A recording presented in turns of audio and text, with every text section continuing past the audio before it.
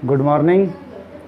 आज हम करेंगे महाराणा सांगा के पश्चात का मेवाड़, जो कि 1528 से 1572 तक का इतिहास है। देखिए, अक्सर हम इस इतिहास को इग्नोर कर देते हैं, लेकिन ये बहुत ही महत्वपूर्ण बिंदु है। चाहे किसी भी दृष्टि से कोई भी कंपटीशन को आप लेके चलिए, तो हम इस चीज़ को न छोड़कर इसको पूरा करते हैं कि आखिर हम सांगा से सीधे महाराणा प्रताप तक पहुंच जाते हैं और बीच के इतिहास को हम उसकर छोड़ देते हैं, और वो हमारे लिए कंपटीशन में मुश्किल खड़ी कर देता है। इसी से हम छुटकारा पाने के लिए इनके बीच के इतिहास को इस प्रकार पढ़ेंगे। सांगा के पश्चात का मेवाड़। देखिए, सबसे पहले हम बात करते हैं रतन सिंह की। जब मेवाड़ के शासक राणा सांगा खानवा के युद्ध के अंदर मारे जाते हैं, उसके पश्चात रतन सिंह मेवाड़ के शासक बनते हैं। लेकिन सांगा की उपपत्नी कर्मावती अपने पुत्रों को राजा बनाना चाहती है, इसलिए वो कुछ षड्यंत्र रचने का प्रयास करती है, किसी से सहायता मांगने का प्रयास करती है, और वो बूंदी की होती है। बूंदी पर उसके भाई सूरज सिंह हाड़ा का शासन होता है।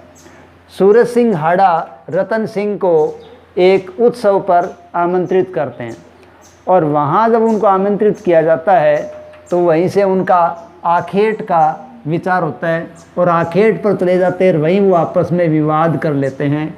इस विवाद के दौरान दोनों का संघर्ष होता है और दोनों की मृत्यु हो जाती है।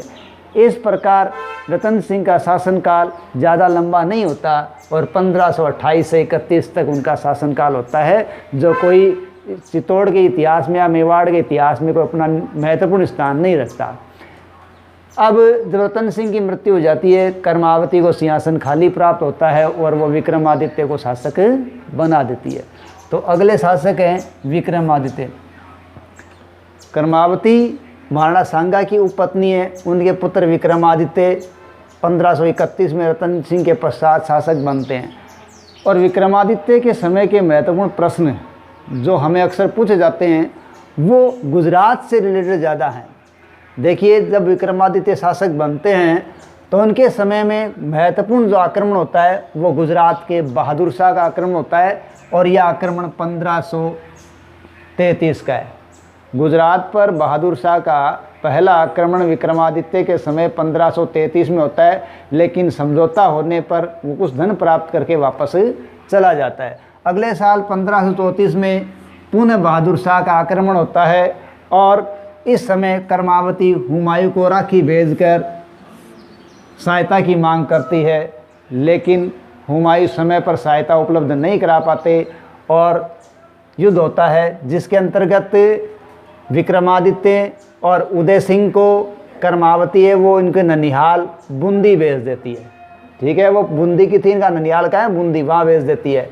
और देवलिया के रावत बाग सिंह, जो सांगा के साथ खानवा के युद्ध में भी मौजूद थे, वही देवलिया के रावत बाग सिंह युद्ध का नेतृत्व करते हैं और संघर्ष में मारे जाते हैं, और चित्तौड़ में दूसरा साका हो जाता है। इस प्रकार मेवाड़ में 1534 में दूसरा साका हो जाता है। कर्मावती के नेतृत्व में महिलाएं जोर कर लेती है।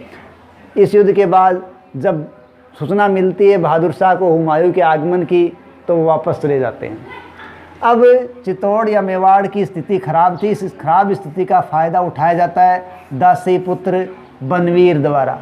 बनवीर कौन है? हम पहले पार्ट में देख चुके हैं कि सांगा के भाई थे कुंवर पृथ्वीराज, उनकी दासी थी कुंतल देव, उसका पुत्र था बनवीर। वो यहाँ अपनी सत्ता प्राप्त करने का प्रयास करता है, और विक्रमादित्य की हत्या करके वो सत्ता प्राप्त कर लेता है। अब इसका षड्यंत्र का पता किसको चल जाता है? पन्ना दाई को चल जाता है, और पन्ना है वो अपने पुत्र चंदन की बलि देकर उदय सिंह की रक्षा कर लेती है, और उदय सिंह को वो कुंभलनेर के किलेदार आशादेवपुरा के पास पहुंचा देती है, वहाँ वो सुरक्षित रहते हैं। इस प्रकार उदय सिंह है उनकी रक्षा हो जाती है।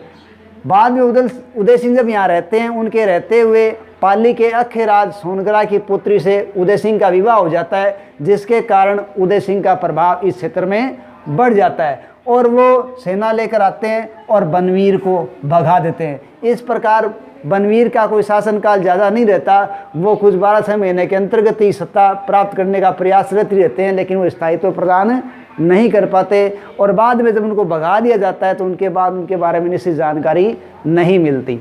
अब हम बात करते हैं उदय सिंह की। उदय सिंह जिनका शासनकाल 1537 से 1572 है। उदय सिंह ने जब पाली के अखिरा सोनगरा की पुत्री से विवाह कर लिया तो उनका प्रभाव बढ़ गया, और इसी प्रभाव का ये नतीजा था कि वो उदय सिंह बनवीर को भगाने में कामयाब रहे। लेकिन शासन प्राप्त करने के पश्चात उन्हें मारवाड़ के मालदेव का सामना करना पड़ा, जिसका कारण क्या था? खेरवे के ठाकुर जैतर सिंह है, उनकी दूसरी पुत्री से मालदेव विवाह करना चाहते थे, जबकि वो एक पुत्री से विवाह पहले ही कर चुके थे। लेकिन दूसरी पुत्री वो अधिक सुंदर थी, जो थी स्वरूप देवी, वो उससे भी विवाह करना चाहते थे। इसके कारण जैतर सिंह है वो बड़े मुश्किल हालात में थे, और इस परेशानी से बचने के लिए उन्होंने क्या किया? उन्होंने स्वरूप देवी का विवाह उदय सिंह के साथ कर दिया। इस विवाह के कारण राव मालदेव नाराज हो गए और उन्होंने कुंभलगढ़ पर आक्रमण कर दिया, लेकिन उदय सिंह ने अपने सूझबूझ से इस आक्रमण को विफल कर दिया। तो इस कारण उनकी प्रभाव इस क्षेत्र में ज़्यादा बढ़ गया। इसी के साथ उन्होंने सुरजनहाड़ा को बूंदी में अपने अधीन शासक बना दिया, इससे भी उनका प्रभाव ज़्यादा बढ़ गया। अब उदय सिंह और अफगानों के बीच किस प्रकार का संबंध रहा, ये देखिए जब शेर शाह सूरी है उसने चित्तौड़ की ओर आक्रमण के लिए प्रस्थान किया, और इसका पता जब उदय सिंह को चला तो उन्होंने स्वयं ही शेर शाह को किले की कुंजियाँ भेज दी। उन कुंजियों को प्राप्त करके शेर शाह राजी हुआ और उसने आक्रमण का प्लान टाल दिया और अपने प्रतिनिधि ख्वास खां को वहाँ नियुक्त करके वो चले गए। लेकिन जब शेर शाह की मृत्यु हो गई तो उदय सिंह ने ख्वास खां को वहाँ से निकाल दिया और स्वतंत्र बन बैठे। इसी प्रकार 1557 में अजमेर से उन्होंने अफगान हाकिम हाजी खां फटान को भी भगाकर अपना वर्चस्व स्थापित किया। अब बात आती है 1559 के उदयपुर की। देखिए इस प्रकार लगातार होने वाले आक्रमणों से बचने के लिए, अपनी सुरक्षा की दृष्टि के लिए उन्होंने एक नए स्थान की तलाश की, और वो स्थान उनको मिला गिरवा से घिरा हुआ क्षेत्र उदयपुर। देखिए चारों ओर पहाड़ियों से घिरा हुआ बीच का क्षेत्र वो गिरवा जाना जाता है। तो उन्होंने उदयपुर को चुन लिया और 1559 में आक्रमण से सुरक्षा की दृष्टि से उदयपुर की नींव रखी। 1559 उदयपुर, ठीक है, और अपनी जनता को ले जाकर गिरवा क्षेत्र में बसा दिया। उदय सिंह और अकबर 1562 में मालवा के बाज बहादुर को उदय सिंह ने अपने यहाँ शरण दे दी, जिसके कारण अकबर उनसे नाराज हो गया, और मुगलों के द्वारा हराया गया जयमल है उसको भी, मेड़ता के जयमल को उदय सिंह ने शरण दे दी। अकबर इससे भी नाराज था। राणा का पुत्र शक्ति सिंह, जो कि मनमुटाव के चलते अकबर के दरबार में गया था, जब अकबर के दरबार में गया तो वहाँ अकबर ने दरबार में कहा कि मेवाड़ के अलावा लगभग रियासतें अपने कब्जे में आ चुकी है, अब मेवाड़ की बारी है। ये बात सुनकर शक्ति सिंह को अच्छा नहीं लगा, उसने इसकी सूचना मेवाड़ को दे दी। इस मेवाड़ में जब इसकी सूचना मिली तो उन्होंने रणनीति तैयार की, और मेवाड़ के सामंतों सरदारों ने क्या किया, उन्होंने राणा को गिरवा क्षेत्र में जाने के लिए तैयार कर लिया और जयमल को चित्तौड़ की रक्षा का भार सौंप दिया। इस प्रकार जयमल ने चित्तौड़ को संभाला और राणा गिरवा की तरफ चले गए। अकबर ने चित्तौड़ पर 23 अक्टूबर 1567 को आक्रमण कर दिया। इस आक्रमण का जब आगमन यहाँ हुआ तो यहाँ राणा नहीं थे, तो राणा का पता लगाने के लिए अकबर ने हुसैन कुली खां को नियुक्त कर दिया, लेकिन हुसैन कुली खां कामयाब नहीं हुए कि राणा कहाँ, ये पता नहीं लगा पाए। अकबर ने इस युद्ध के लिए साबात, सुरंग आदि का सहारा लिया, और ज़बरदस्त संघर्ष को किससे करना पड़ा, जयमल और पत्ता से ज़बरदस्त संघर्ष का सामना करना पड़ा। एक बार की अकबर के भी दांत खट्टे हो गए, लेकिन एक बार किले की मरम्मत करते हुए जयमल रात को अकबर की संग्राम बंदूक से मारा गया। तो अकरम की किस बंदूक से या अकबर की किस बंदूक से जयमल मारे गए थे, वो अकबर की संग्राम बंदूक से मारे गए थे। इस किले पर अधिकार होने के बाद 3 दिन तक अकबर ने यहाँ भयंकर मारकाट मचाई थी। ये अकबर के जीवन पर एक कलंक है, क्योंकि अकबर ने इससे पहले कभी भी मारकाट नहीं मचाई थी। इस प्रकार 25 फरवरी 1568 को चित्तौड़ पर उनका अधिकार हो गया। यहाँ देखिए कंपटीशन में हमें दो चीज़ें परेशान करती है, 1567 और 1568। यदि हमें पूछा जाता है कि अकबर के द्वारा आक्रमण कब किया गया, तब वो 1567 है, और अधिकार कब कर लिया गया, तब वो 1568 है। इसका ध्यान रखें, ठीक है। अब अकबर, हम कह रहे हैं कि संघर्ष जबरदस्त करना पड़ा, किससे? जयमल और पत्ता से। वो उनकी वीरता से बहुत ही प्रभावित हुआ, और इसकी वीरता से प्रभावित होकर उन्होंने आगरा के किले में उसकी हाथियों पर सवार पाषाण की मूर्तियां स्थापित करवाई, और इसी के साथ चित्तौड़ में ये तीसरा साका हो गया, ठीक है।